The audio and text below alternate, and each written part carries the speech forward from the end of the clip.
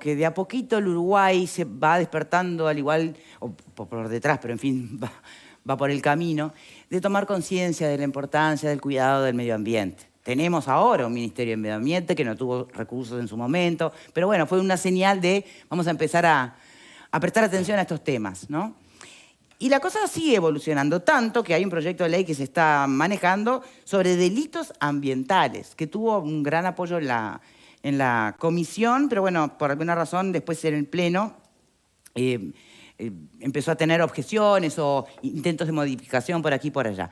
Vamos a repasar la crónica de Telemundo y después nos va a estar acompañando el subsecretario del Ministerio de Ambiente, el propio Gerardo Amarilla de Nicola. Mirá.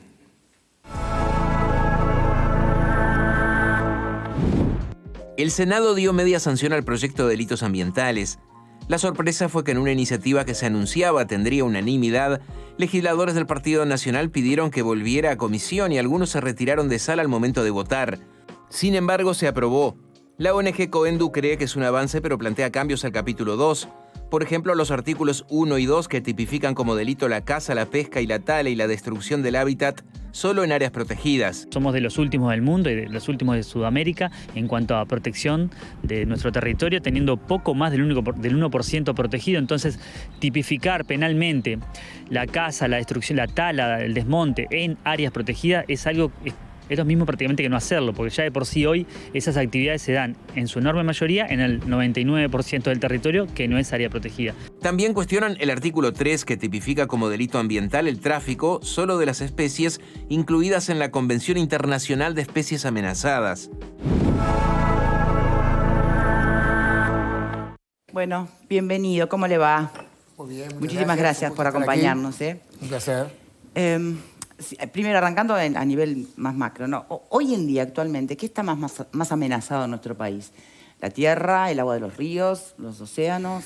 Yo creo que el agua de los ríos es el problema fundamental que tiene el país desde el principio del siglo XXI, que en realidad Uruguay en el siglo XX no tenía grandes conflictos ambientales, no había grandes tensiones desde el punto de vista ambiental, y es en este siglo donde comenzamos a advertir, en los primeros años del siglo XXI, problemas serios en la calidad de agua superficial en los diferentes arroyos y ríos.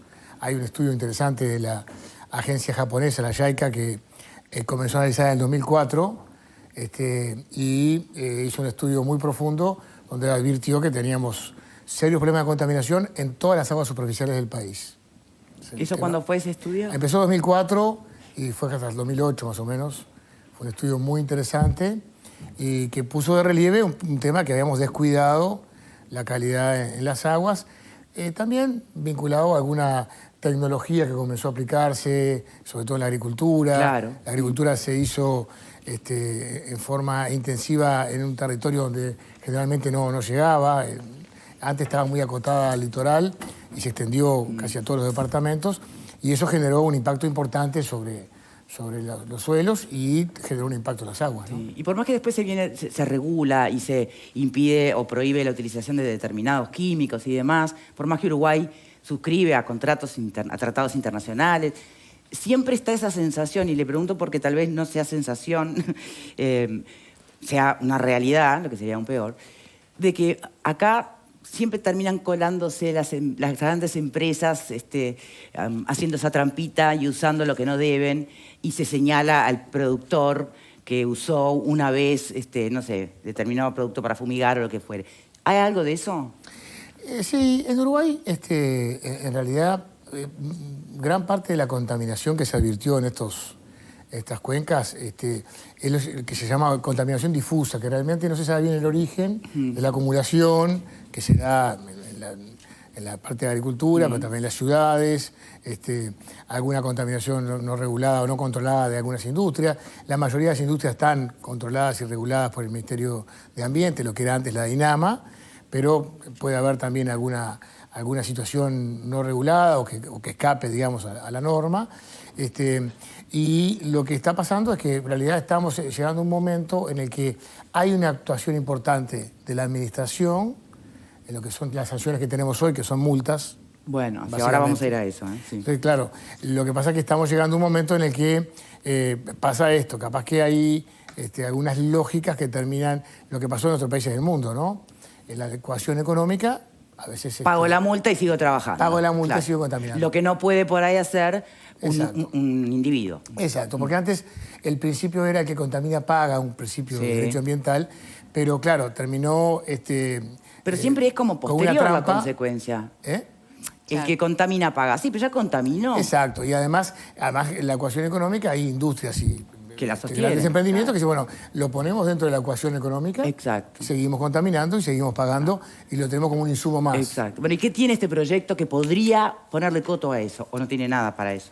Sí, sí, por supuesto. Ah, Esto bueno, a ver. aquí tiene un proyecto de ley que ya veníamos discutiendo los del periodo pasado, habíamos presentado un proyecto en diputados en su momento, después el Poder Ejecutivo presentó otro, el Senado ahora desarchiva los proyectos y hacemos una fusión de los antecedentes y la idea es penar con penas de prisión y de penitenciaría a quienes contaminen en violación a las normas y generando efectos. O sea, crear un delito específico. Un delito específico, en realidad varios, porque se penaliza la contaminación del agua, del suelo, del aire, de la fauna y de la flora, el ingreso al país de desechos peligrosos, de residuos peligrosos, la información falsa a la administración, en declaraciones o en estudios que se presenten para conseguir habilitaciones Permisos, ambientales. sí, sí. O sea, bueno, hay una cantidad de delitos, un capítulo en realidad, que lo hemos trabajado mucho, primero con técnicos y con académicos, y luego en el Senado, intercambiando con los senadores de todos los partidos,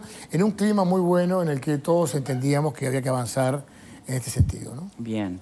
¿Qué pasa con lo que está también muy instalado, ¿no?, en el imaginario colectivo? Y es la presión de las grandes empresas, de las grandes multinacionales. La presión nomás de las inversiones a las que el Uruguay... con las que el Uruguay ya empezó a trabajar, ¿no? Que pueden, bueno, el día de mañana poner efectivamente su cuota parte de presión. Sí, en realidad eso pasa en todo el mundo. Sí. También las empresas que en los países, en sus casas matrices, también tienen delitos ambientales ya, o sea que de alguna manera están acostumbradas a estas figuras jurídicas. Uruguay creo que no había tenido su momento de necesidad porque no había conflictos, como decíamos, o no había grandes problemas ambientales hace 15, 20 años. Ah, bueno, pero no hace mucho, hasta la propia Dinama fue cuestionada con respecto a grandes inversiones también. Sí, sí, por supuesto. Por eso es un tema, de la última década, podemos decirlo, los grandes problemas ambientales y los temas que están en la agenda pública. Todos los días o todas las semanas hay un tema vinculado al ambiente, en los diarios, también hay un tema del aumento de conciencia, escuchaba a amigo Álvarez de Coendú, hay un aumento también de conciencia de la ciudadanía, claro, que está mucho más vigilante, mucho más activa. Nosotros recibimos más o menos unas 1000 denuncias anuales en el Ministerio de Ambiente. O sea, son 3 denuncias por día, más o menos, que la gente reclama, manda mensajes, sí, ¿qué manda opina de las fotos. que hizo el intendente Orsi? ¿Se acuerda del dragado en la noche, a escondidas, que hacían algunas personas? 2 dragados, sí, sí, exacto. Él hizo 2 planteos vinculados a areneras en el Santa Lucía. En realidad, allí hay... Por la legislación actual, multa, ¿qué pasa con eso? Solo una multa. Multa y... ¿Con la nueva irían presos? Y podrían ir presos porque, más que por el tema del sacado de la arena, que ahí hay otro tema que es, si es un cauce público, sería un robo al Estado. Si no tiene permiso, no es tanto un daño ambiental el sacar arena del cauce del río, porque a veces hasta es necesario para limpiar el curso del afluente. Lo que hay que tener en cuenta es que parece para ingresar al río, sacar arena, ya no lo hacen como antes con dragas, con barcazas que tenían como aspiradoras que sacaban arena del fondo, que es lo lógico, sino que ingresan con maquinaria muy pesada. Ya eso sí puede dañar el medio ambiente. Destruyen la ribera, destruyen la flora, hace un impacto muy importante allí en la zona de los márgenes, las márgenes del arroyo o del río, y eso tiene una afectación ambiental muy importante. ¿Y cuál es el criterio actualmente que se está, que funciona hoy o el que se está de alguna manera imaginando para el futuro? Porque siempre cualquier inversión que implique un desarrollo, sea urbanístico, ¿no?, sea agropecuario, lo que fuera, tiene su efecto en el medio ambiente. Nada es inocuo. Exacto. Entonces, ¿cuándo vale la pena y cuándo no? Hay una vara que mida cuando en nombre del progreso vale la pena y otras veces en nombre del medio ambiente no vale la pena. Sí, yo creo que hay que buscar el equilibrio entre el desarrollo que realmente se puede sostener en el tiempo. Yo fui muy La crítico. palabra sustentable aparece ahí como clave. Cuando uno puede sostener, a ver, para poner dos ejemplos, capaz que bien extremos de desarrollo en este país, una actividad que comenzó a desarrollarse en este territorio, que tuvo un impacto ambiental importante entre comillas, pero que en realidad hace 400 años trajimos un animal mamífero que no era del territorio, que era el vacuno, que entró aquí del territorio, se multiplicó, se esparció por todo el territorio, tuvo su impacto ambiental, porque en realidad terminó ocupando el espacio de otros mamíferos que quedaron reducidos a su mínima expresión, ¿Qué otros desaparecieron. mamíferos? Los venados, por ejemplo, los guasubirá, que en definitiva terminaron siendo expulsados del territorio, presionados. Tuvo un impacto, tal vez, se estima, en el freno del desarrollo de los montes nativos, porque en realidad el ganado vacuno come el crecimiento y después se calcula que el monte nativo hoy tiene un 4% del territorio. Si no hubiera habido ganadería, capaz que hubiera llegado al 8 o al 10, puede ser. Pero en realidad no entendemos el desarrollo del Uruguay sin la ganadería. Exacto, sí. Está en el escudo nacional, es parte de nuestra cultura, de nuestro desarrollo. O sea que ahí hay una actividad que generó su impacto, pero que tuvo una sostenibilidad en el tiempo y que realmente hoy estamos trabajando en la huella ambiental de la ganadería para reducir el tema de la contaminación que puede generar sus residuos, o el tema del impacto en el agua, en el suelo. Pero claramente es una actividad que es sostenible en el tiempo. Capaz que la minería, y que se planteó en un momento la minería a cielo abierto, que hubo un emprendimiento hace algunos años que fue una fuerte presión en determinadas zonas del territorio, era un proyecto... Y ahí había gente muy a favor y gente muy en contra, y nadie quiere destruir el país. O sea, ahí son miradas distintas, ¿no? Pero tenía un horizonte de extracción con un impacto muy intensivo en suelos y en agua por 20 años, 25 años.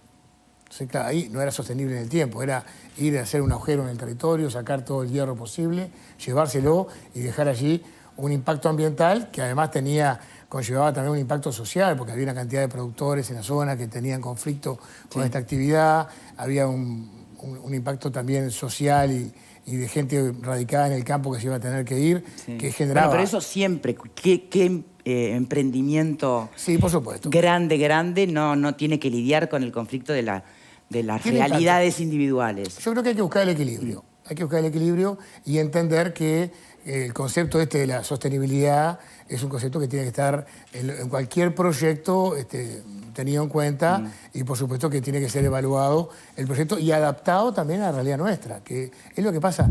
El Ministerio de Ambiente a veces lo ven los inversores o los actores privados como una traba. Sí.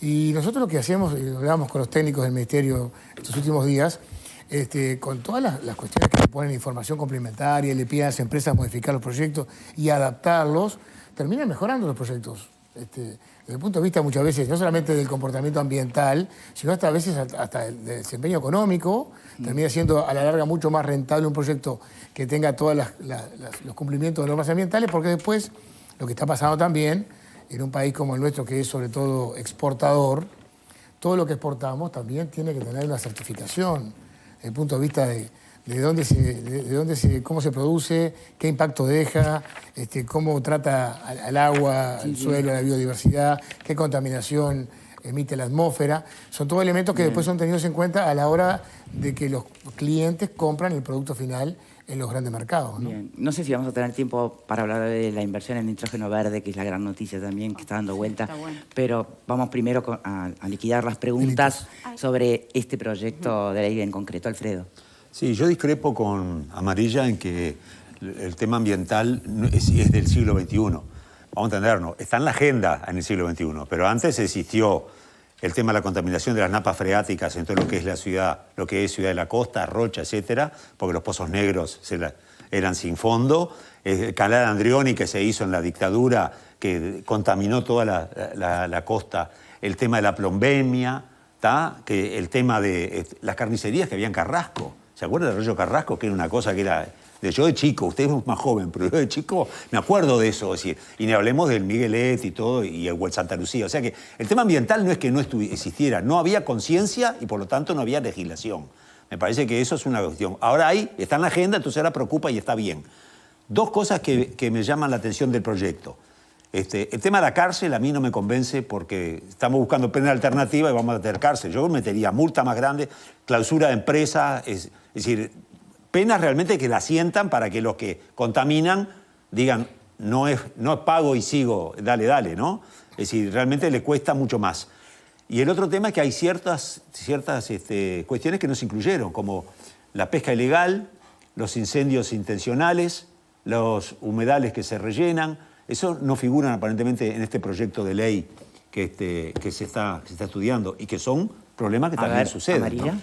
Bueno, en realidad, para responderlo primero, yo creo que de todas formas está bien las actividades que había en el área metropolitana de Montevideo, en ese desarrollo industrial que hubo en la década del 50 del siglo XX, que generaron impactos, pero estamos hablando del 1% del territorio.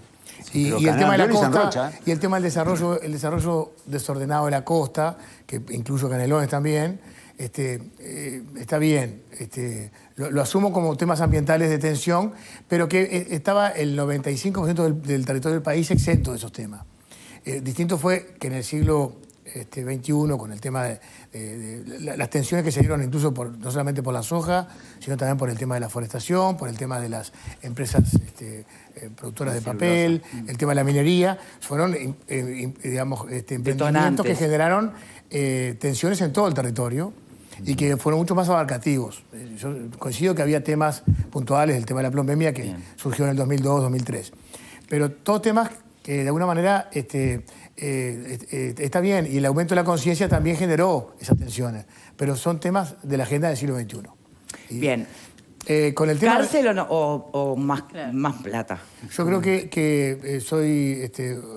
está bien lo que dice Alfredo, pero me parece que la cárcel termina siendo una medida extrema de última ratio que excede lo económico y que en definitiva termina siendo una medida disuasoria, disuade a los posibles infractores de cometer acciones ambientales. Esa ecuación que hacían, el que tiene plata la incluye a la multa, es como parte de gastos mensuales, Sí, pero si te no clausura va la a empresa, incluir la cárcel, Si obviamente. te clausura la empresa, no hay Claro, pero a veces, pero también deja hay, mucha gente hay sin empresas, trabajo. o hay empresas que no Hay costos están colaterales. reguladas y que no les importa en realidad el tema de la clausura de una persona jurídica, pero sí el tema de la persecución. Pero además hay otro componente importante, que al ser delitos, al estar, capaz que más allá del tema de la sanción en sí, el tema de ser delitos es un elemento no menor. Más allá de lo que... ¿Quiénes perseguimos hoy los temas ambientales en el país? Los funcionarios del Ministerio de Ambiente, algunos funcionarios de los gobiernos departamentales que colaboran con el Ministerio de Ambiente, algunos otros funcionarios de alguna otra entidad como el Ministerio de Ganadería o el Ministerio de Industria que tenemos vínculo, pero nada más. Es muy acotado el grupo de funcionarios públicos que están dedicados a perseguir estos temas. Si incluimos este capítulo en el Código Penal, tenemos a toda el aparato punitivo del claro. Estado, la Policía Nacional, Claro. la Fiscalía, el Poder Judicial, que vamos a tener que también generar ámbitos de capacitación. ¿Se va a crear una fiscalía especializada en delito Estamos ambiental? trabajando con Fiscalía a ver si generamos una Fiscalía especializada o capacitamos a todos los fiscales, que sería para mí capaz que lo mejor. Bien. Eso le quería consultar. Sí, porque quedó otra pregunta pendiente de Alfredo, que remitía Los a que, humedales claro, la y- pesca que no sé... Pesca ilegal y incendios En realidad, intencionales. bueno, ahí sí es un tema que podríamos incluirlo. El tema de la biodiversidad, el tema de saber, dónde están los límites y cuando uno habla de delitos tenemos que tener bien clara la figura para poder informar al ciudadano de que, ¿Qué puede, digamos, que no puede? tenga duda de que puede hacer o que no puede hacer. Está bien. Yo tenía algunas preguntas. Porque yo lo estuve leyendo el proyecto y hay tres cosas que me surgen. Cuando acá habla el 359 ter 11, que dice lo de dar información falsa, en realidad eso ya está penado. Es una declaración jurada mal hecha. Bueno. O sea que es como sobre regular. Esa es una. La segunda es, ¿qué van a hacer con el tema del glifosato? Que contamina más que nada. Y la tercera es, en el 359 ter 12, ¿estarían como introduciendo una responsabilidad penal empresarial o lo interpreto mal? Porque habla de la responsabilidad de la persona jurídica. Sí, claro, pero ahí cuando es una empresa, Sí, responden los directores. Empiezo por la última. Ahí va, ¿quién iría preso? No, los ¿El directores. capataz del momento o el dueño, dueño del circo? Siempre o el son los responsable de la directores. empresa que tomó la decisión. No, digo por la redacción, porque la redacción se presta a confusión. Sí, sí. Entonces digo, introduce un concepto que no está muy manejado. Sí. Y después lo otro, bueno, la declaración jurada, que ya existe, ¿no? El falsificar una declaración Bueno, jurada claro, ya está. pero no todos los documentos que a veces se presentan en la administración Son declaraciones juradas. Pero Cuando poniendo esa salvedad, Exacto, pero a veces se reciben en el ministerio planos o se reciben determinados informes o documentos que no tienen a veces el carácter de declaración jurada y que nos pueden inducir a error en una definición de la administración. Perfecto. Y creo que eso termina de alguna manera cubriéndonos con respecto a todo lo que se presenta y que claramente tiene que tener cierta responsabilidad atrás de los técnicos. ¿y el uso del glifosato? Bueno, es un tema también a regular. Ahí, en el tema de la ley, lo que establece es el que introdujere o el que aplicare alguna sustancia que afectare o impactare en el tema del suelo o del agua y que generara impacto en el ambiente. Tiene que darse determinadas condiciones para que se aplique el delito. Y en contravención a normas nacionales. O sea que en realidad, si el glifosato está autorizado por el Ministerio de Ganadería en determinadas condiciones de aplicabilidad y se cumplen las normas por parte del agricultor, en este caso, no estaría incurriendo en el delito. Tiene que darte determinadas condiciones.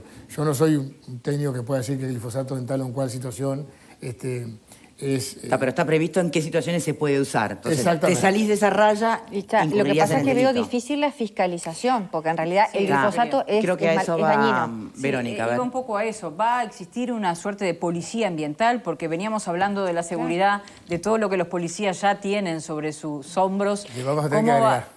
Además, el tema de la capacitación. Sí, yo creo que ahí vamos a tener un trabajo por delante. Nosotros, a partir de que el Senado aprobó el proyecto y tenemos la discusión en la segunda Cámara y seguramente va a haber un tratamiento y un estudio de este tema, vamos a tener que, ya empezamos a coordinar a ver de qué manera generamos capacitación con todos Pero los el que va actores. a ir a Capacidad de fiscalizar va a ser fiscalización. el La policía. policía del Ministerio del Interior, o va a haber una policía, o van a haber funcionarios En del principio- Ministerio de Ambiente que En van a estar principio- abocados a esta en principio, tarea. la policía del Ministerio del Interior, la Policía Nacional, va a tener seguramente coordinación con el Ministerio de Ambiente y con los técnicos. Yo ponía un ejemplo el otro día que es como el tema, cuando hay un tema de menores, muchas veces, que la policía también se remite muchas veces a los técnicos del INAU, digo, que son los que intervienen. Y es como muchas que veces, son los técnicamente. interlocutores, Vamos a tener ¿no? seguramente un buen vínculo necesario y una buena coordinación entre la policía y los técnicos del Ministerio de Ambiente, obviamente con la capacitación que empezaremos a generar de todos los actores, la policía, los fiscales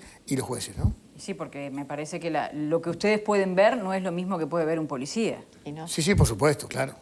Pero vamos a tener que generar así instancias de capacitación y de formación para que todos los actores que van a trabajar en esta área tengan por lo menos conocimientos básicos con respecto al tema de, bueno, saber si aquí hay un producto que está aparentemente afectando las aguas. No habría o que el suelo. trabajar como trabaja la DGI, ponele, que te Claro. cae.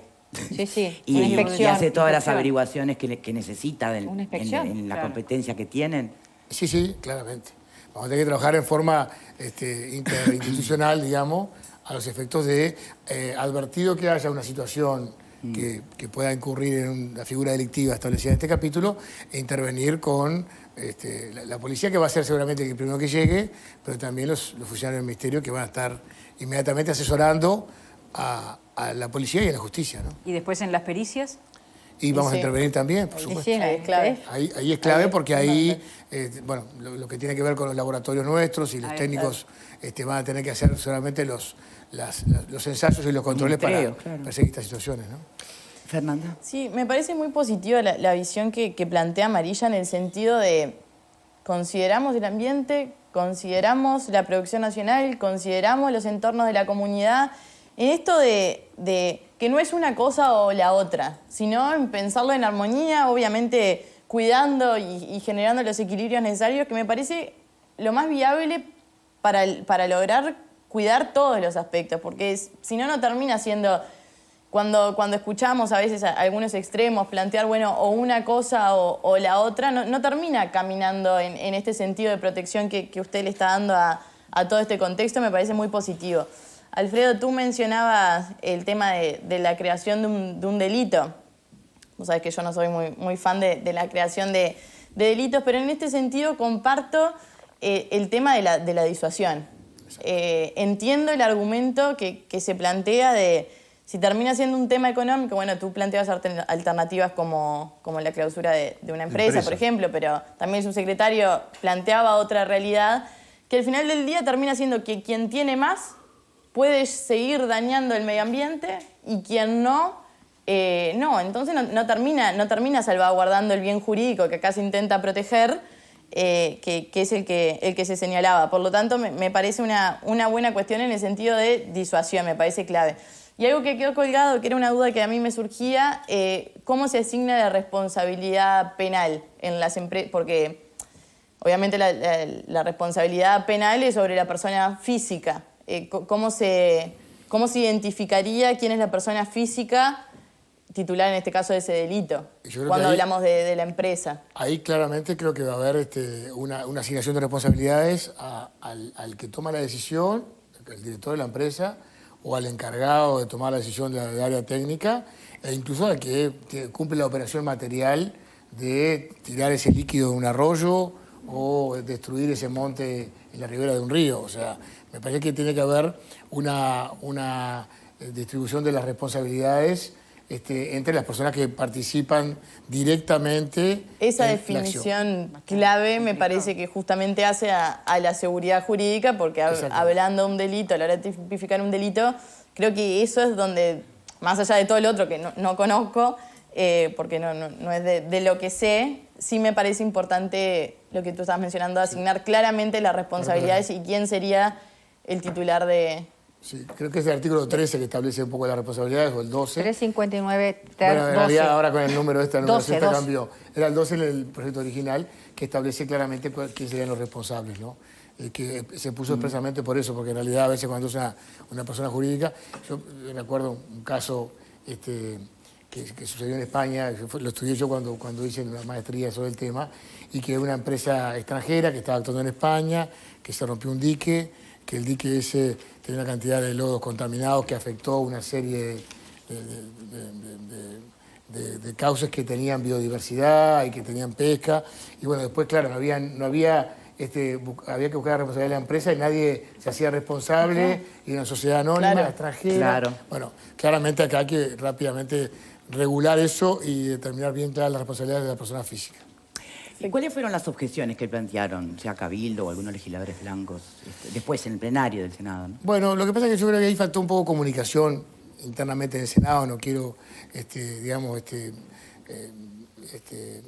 indicar responsabilidades en el manejo interno del tema, pero creo que los legisladores de la Comisión de Ambiente, que fueron los que trataban el tema, tal vez no se comunicaron con sus pares o con la Comisión de Constitución y Código, capaz que tenía que haber participado algún legislador, y algunos se desayunaron del proyecto un día antes de entrar al plenario, y bueno, pusieron sus reparos, sus inquietudes. ¿En qué aspecto? En el tema de la redacción, sobre todo porque establecían que, digamos, el reparo para mí más importante era vinculado al tema de la ley penal, haciendo referencia a un decreto reglamentario.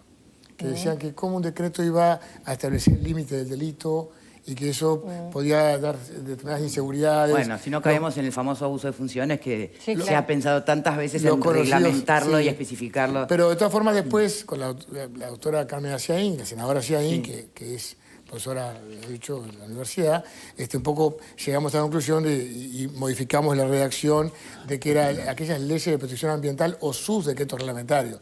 Claro. No que fuera cualquier decreto, sino que los decretos que reglamentan las leyes ambientales, los que pusieran los límites, porque a veces el límite de, no sé, emitir azufre al aire, o el límite de echar determinados productos químicos al agua, dónde está la distancia, la diferencia, cuál es el parámetro, muchas veces no lo pone la ley, lo pone un decreto reglamentario.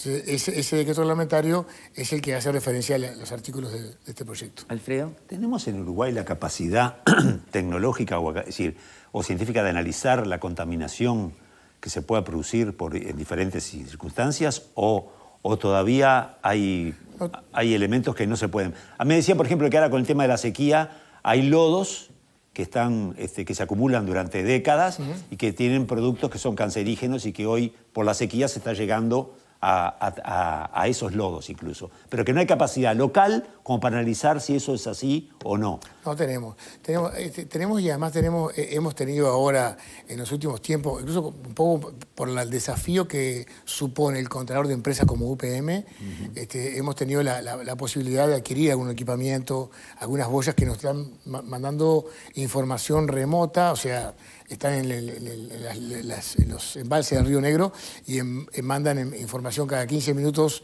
vía satélite a las computadoras del Ministerio sobre la turbidez del agua, la conductividad, la temperatura, el fósforo presente en el agua. Y eso son parámetros que se miden en forma incluso a distancia. Y también tenemos unos laboratorios que nos permiten analizar centenas de parámetros de diferentes sustancias que pueden estar presentes y los impactos que pueden tener, ¿no? Bien. ¿Alguien tiene más preguntas? ¿Vos seguís insistiendo que no te gusta el tema de la pena carcelaria? No, yo creo que no, porque evidentemente ya se tenemos te 15.000 presos, imagínate tener más sí, presos. pero cuando por te esto. dicen que la ecuación económica es lo que Pero justamente hace que las grandes empresas Perdón, puedan seguir le haces sentir la contaminando. ecuación económica, Pero- no tengas duda. pero a ver, Mirá a que ver. hay gente que... Porque vamos a entendernos, los que contaminan muchas veces analizan es por plata. Es ¿tá? costo-beneficio. Entonces, si le haces doler el bolsillo, seguramente se van a cuidar. Alfredo, te estás olvidando de algo. Cuando ellos deduzcan la instancia, siempre tenés la posibilidad de negociar algo en fiscalía y quizás negocies una multa mayor. Quizás apuntan a eso. Sí, en realidad, A que con el cuco de la cárcel vos estés dispuesto a transar Nosotros- económicamente en reparar. exacto, aumentamos la multa. Nosotros, cuando se creó el Ministerio de Ambiente hace 3 años, se aumentaron los montos de las multas que podemos establecer. Y claramente después tenés un tema también de progresividad. Cada vez que la empresa o el titular va incurriendo en infracciones ambientales, se va aumentando el monto de la multa. Pero claramente yo espero que sea una figura delictiva que usemos poco, que sea disuasoria y que realmente, capaz que tenemos algún preso por temas ambientales, ese sea el ejemplo para que todos los demás tomen conciencia de que tenemos que cuidar el planeta porque en definitiva en nuestra casa no tenemos otro. Bien. Muy bien. Ah, bien. ¿Más preguntas, no? No sobre este tema. Ah, sí, nos quedarían otros, pero queda 1 minuto puntualmente. El del agua, ¿cómo seguimos? El agua de OCE. Y bueno, tenemos allí tenemos una reserva, los últimos datos que tenemos, pero que en definitiva todos los días estamos Lo monitoreando. último que escuché es que nos estamos por quedar sin agua. Tenemos 30 Hace días de días que reserva, venimos más con o eso. menos. Sí, de 20 pasaron a 30. Por suerte se va extendiendo. Se va extendiendo. Se va extendiendo Saco. porque hay una cosa que a veces la cuenca de Santa Lucía todos los días recibe agua de los afluentes y la cuenca alta. O sea, más o menos todos los días recibimos en Pago Severino entre 150 y 200 mil metros cúbicos de agua, más lo que se bombea del agua que viene de la marea alta, de cuando sube la marea en esta represa que se hizo en Belastiquí, da más o menos la ecuación para poder abastecer a Montevideo y a Metropolitana del agua que necesita todos los días. Independientemente de eso, están algunas perforaciones que se hicieron, algunas que se están haciendo, se van a Una hacer. app que se está desarrollando para Sí, que vos podemos puedas hacer. pedir agua embotellada cuando... Sí, y No, OCE Pero ese tiene es un plan, me imagino, cuando ya no... Claro, no Bueno, se y y puede. que OCE tiene una logística de justamente fue distribución. inminente No, eso. para los centros hospitalarios, los centros de estudio, los hogares de ancianos, hay una logística de distribución para asegurarles el agua a ellos. Y bueno, esperemos que estas reservas sean bien administradas y tengamos algunas precipitaciones que en realidad es un poco la única salida segura que tenemos es que llueva. ¿Manejan Independientemente, ustedes algún pronóstico concreto? tenemos algo ahí previsto para principios de julio, que nos va a dar seguramente Un aliento. un aliento hasta... ¿Somos conscientes del problema que tenemos? Somos conscientes. Ahora somos conscientes. Ahora. Bueno, ahora no, en realidad yo creo que éramos conscientes en el periodo pasado. Yo en el Parlamento discutí este tema muchas veces, llamamos a los ministros a comisión. Por eso decíamos que había que buscar una fuente alternativa de agua al Santa Lucía. Lo planteamos en el programa de gobierno del periodo pasado. Y de hecho, bueno, en el 2020 se toma la decisión de ir por Arasatí, que es buscar una fuente alternativa de agua y importante, que va a estar pronta, esperemos, en el 2026, para asegurarnos el tema de la provisión de agua a pesar de estas sequías que seguramente podemos volver a vivir. Bien. Yo creo que todavía no nos baja, no nos hace carne esta realidad todavía. pero que es enorme, ¿no? Es inmensa. Y nos deja una gran lección, creo, me parece, que es que el tema del agua no es un recurso infinito como pensábamos antes, Claro. y la Exacto, tenemos que sí, usar obvio. como ¿Se acuerdan cuando vereda decían que la con- próxima guerra iba a ser por Es el por el agua agua. y todo? Lo Consideramos veíamos todo eso tan lejano, alarmista. Éramos lo que estábamos bien. Y lavábamos que la sí. vereda con la manguera, ¿no? Sí, sí, sí. Un Sí, tema sí. que me parece que tomamos conciencia de que tenemos que, además de obras de infraestructura, además de aplicar mucha tecnología, además de buscar otras fuentes, tenemos que hacer un cambio cultural y de uso responsable del agua. Muy bien, subsecretario del Ministerio de Medio Ambiente, muchas gracias por habernos acompañado. Gerardo Amarilla. Hacemos una pausa y nosotros ya volvemos. Gracias.